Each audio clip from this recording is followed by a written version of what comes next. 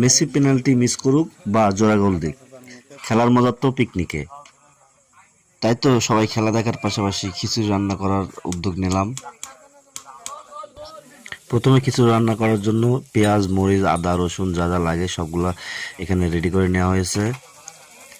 তেলের উপরে দিয়ে এগুলাকে হালকা ব্রাউন করে ভাজি করা হচ্ছে। আর এর ভিতরে মাংস দিয়ে দেখেন মাংসটা একটু রান্না করা হচ্ছে।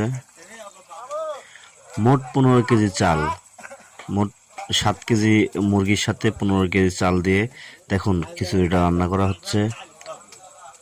অধিকাংশ সবাই আর্জেন্টিনার ফ্যান হয়, তাদেরকে খেলা দেখার সুযোগ করে দিয়ে আমি রান্নায় সরাসরি যুক্ত হলাম। আর আজকের রাঁধুনি হচ্ছে আমাদের হাসান স্টোরের হাসান ভাই। আর্জেন্টিনা ভার্সেস অস্ট্রিয়ার ম্যাচে একদিকে খেলা চলছে আর একদিকে সমান তালে খিচুড়ি রান্না হচ্ছে। বিশ্বকাপে মেসির সর্বোচ্চ গোল হয়, আপনার অনুভূতি কি একটু জানাবেন? খিচুড়ি তো খুবই টেস্টি ছিল, কিন্তু খেলা কেমন ছিল কমেন্ট করে জানাবেন। Thanks for follow me.